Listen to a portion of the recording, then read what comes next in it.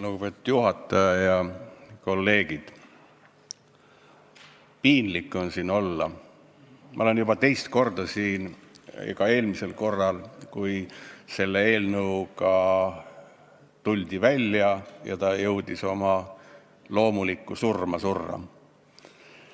Ja ka praegu taas äärmusradikaalsed loomakaitsjad, kes on eelkõige sotsiaaldemokraatide varjus, ründavad uuesti. Minu jaoks on luksus ja elusloodus väärtuste tipu samatmoodi mõlemad. Luksus sümboliseerib väärtusetust väga tihti ja loodus kindlasti on suuremaid väärtusi, mida ma oskan ette kujutada, kui mitte kõige suurem. Sellele vaatamata ma ei suuda selle eelnõu poolt enam hääletada. Selles on omad vastuolud, kuna me oleme oma keelamispoliitikaga üsna äärmuses juba niigi olnud, aga ma olin selle poolt hääletamas. Loomakaitsjad võtsid selle tahtmise ära. Mina tahtsin ka selle poolt peaaegu hääletada, aga mind vihastas välja see õudne spämmimise laine, mis oli organiseeritud, ma ei tea, kas sinu poolt või loomakaitsjate poolt, aga see ei olnud väärikas. Ja selle tõttu ma hääletan selle eelnõu vastu. Ilmselt on see küsimus valus, aga kui ma esitan sellise küsimuse, et kas me ei peaks täna selle eelnõu asemel arutama seda, kuidas toetada karusnahasektorit, sest meie kliima on ideaalne sellise tootmise jaoks. Piiranguid on palju. Meie poliitikutena teemegi neid piiranguid selleks, et oleks siis loomadel loomaväärsed tingimused. Sest et loomadelt inimväärseid tingimusi nõuda, see oleks tegelikult väga vägivaldne. See ei ole küsimus loomaarmastusest ainult. Siin on küsimus sellest, kas parlament mõtleb oma peaga, kas ta vaatab tagajärgi sellele eelnõu laiemalt kui ainult tagajärgi loomadele ja kas ta saab iseseisvalt otsustada. Paratamatult ma alati selles kontekstis, kui me räägime karusloomadest, mõtlen ma meie lemmikloomade peale, mis leiavad tee varjupaikadesse, mida hukatakse massiliselt ja tegelikult me võrdleme suhteliselt samu kategooriaid, et ka lemmiklooma ei pea pidama toidu pärast ega selle pärast, et seda nahka nülgida, vaid tegelikult emotsiooni pärast. Inimesed võtavad tihti emotsiooni pärast endale lemmiklooma. Ja siis ma jõuan alati sinna, et kas Eesti ühiskond on ikkagi valmis keelustama, kui ta ei julge endale peeglis otsa vaadata. Kas on õiglane, et ettevõtluses me piirame valikuid ja samas täna neil, kes ei soovi karusnahka kanda või neile ei meeldi see või mingi muu eetiline aspekt, neil on valik. Nad ei pea seda kandma, nad ei pea seda ostma, nad saavad seda propageerida, et järjest vähem kantaks. Samas ettevõtluses me võtame ühe võimaluse meie ettevõtjatel tegeleda mingi tegevusega. Aitäh. Kas on olemas ka mingi järelevalve? Kas teil on ka olemas mingi analüüs, mille tulemusel te saate öelda, et iga uue piiranguga on siis olukord tunduvalt halvemaks läinud või millele tuginedes te leiate, et praegune järelevalve ei ole olnud tõhus toimiv, mis ja kes on selles süüdi, et see järelevalve ei toimi ja kas me peaksime järelevalve pigem parendama kui seda, et aitab küll, see on nagu lapsega, et 3 korda ütled, 5. kord juba saadad lastekodusse, sellepärast, et lihtsalt enam ei viitsi kasvatada. Kas meie järelevalve on olnud tõhus ja kes vastutab selle eest, kui ta ei ole tõhus? Aitäh. Eelnõu esitajad räägivad elutingimustest, viletsatest elutingimustest mingil ja hõberebasel. Ma tuletan meelde, et ma olen oma elus töötanud ka loomaaias ja olen väga hästi kursis rahvusvahelise loomaaianduse ideoloogia ja loomade heaoluga, aga kahjuks aeg ei võimalda rääkida sellest. Aga võtame, eelnõu esitajad räägivad, kui viletsad on mingi ja hõberebase elutingimused, kuigi standardid on 1. jaanuarist 2017 tunduvalt paranenud, puuride mõõtmed. Nüüd paar asja sellest menetlusest, mille tunnistajateks me olime siin. Üsna huvitavaid asju sai teada. Ma kindlasti küsin nüüd siis siseministri käest, et kas tõesti tema kasukas on ostutud second handist, taaskasutuskeskusest, nagu siin üks versioon kõlas, eks ju.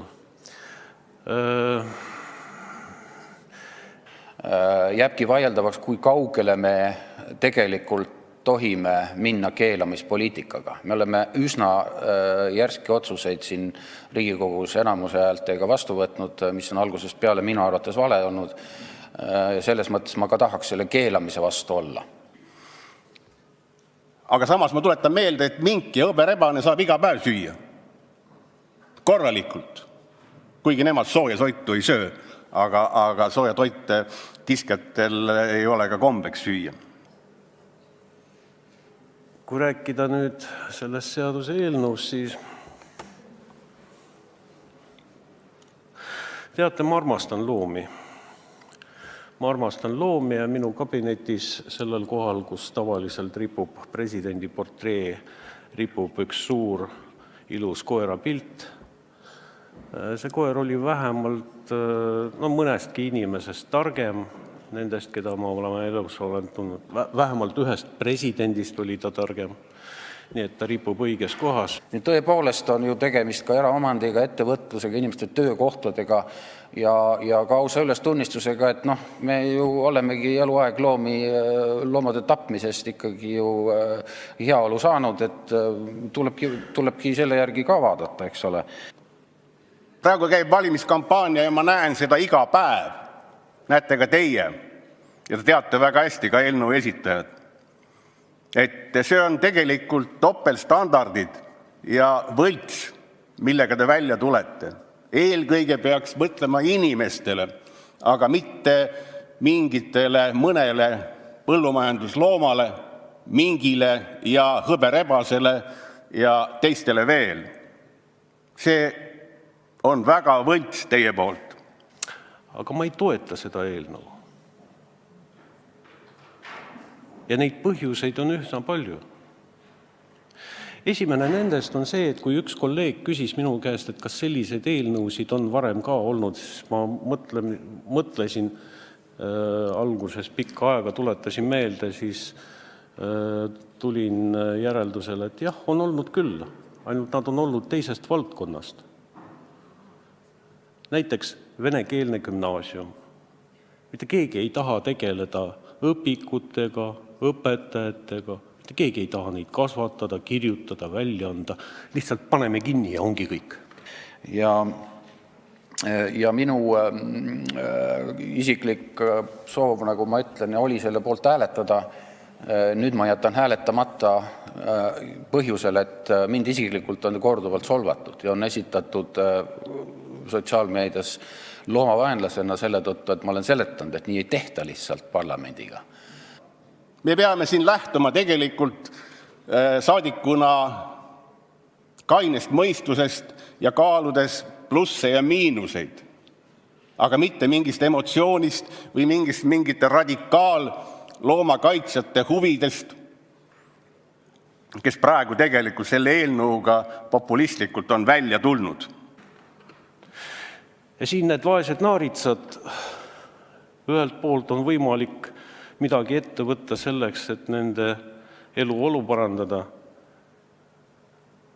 Teiselt poolt on võimalik, pakkuda kiiremas korras nad ära tappa ja ongi kõik.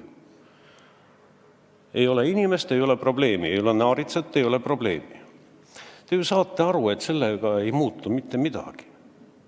Kõik te, kes alla kirjutasite, te ju saate aru, et turg on turg.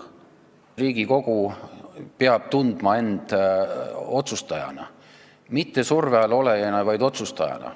Ma tean, et mind ja meid, kes me selle vastu hääletame, naelutatakse taas häbiposti. Mingisugused loomapiinajad ja vaenlased.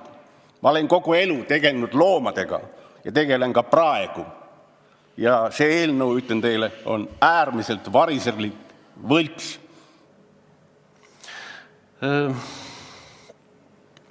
Siin on võib-olla väga emotsionaalne moment. No kuidas siis? Me ju kaitseme. Me ju seisame kaitsel. Ja vaadake, kuidas rahvas toetab 70%. Ja sa näed, kuidas see protsent kasvab 60-70, kuigi millest seal rääkida. Aga kas kõik küsitlused, kas kõik need, keda küsitletakse, saavad aru, millest on juttu? Kas oleks Milline oleks tulemus, kui küsitlus oleks läbi viidud nende inimeste hulgas, kes on oma elus kas või 5 töökohta loonud? Kusjuures mitte Tallinnas, mitte Tartus. Kuskil maapiirkonnas. Minu arust on poliitika üks põhikunsti on suuta ise otsustada ka sel juhul, kui avalik arvamus on üheselt seisukohal. Ka sellele ka võime hääletada avalikule arvamusele vastu. See on võib-olla poliitiku kõige kõrgem kvaliteet, mida ma hindan, kui see on argumenteeritud. Argumenteeritud vastuhääletamine avalikule arvamusele on väga demokraatlik valik. Ja ma ei hakka rääkima sellest spämmirünnakust, ka mida mina osa sain. See oli agressiivne, mõõdutundetu ja Riigikogu minu karjääri puhul aja jooksul kõige pretsedenditum rünnak. Nii et see on äärmusradikaalide, olgu nad siis sooideoloogia või praegusel loomaõiguslaste puhul, vahet pole. Nii et minu arvates on see pigem emotsionaalne probleem. See on topeltstandardi probleem. Sealhulgas see, millest rääkis kolleeg Ernits, aga ka otseselt see, mis puudutab loomi üle riigi. Tegeleme riiklike programmidega, kus riik vastutaks selle eest, et kõik koduloomad saaksid normaalse elu jooksul toidu, elutingimused ja nii edasi. Tegeleme sellega.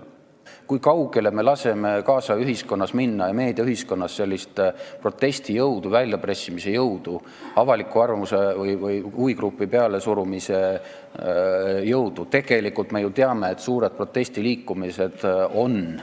Ma ei väida, et see on. Ma olen kindel, et Eesti loomakaitsjad ei ole manipuleeritud. Aga ma võin teile kindlalt öelda, et protestiliikumised Euroopas on massiliselt manipuleeritud. Lühidalt, see eelnõu tuleks saata prügikasti ja ma ütlen seda täie teadmisega.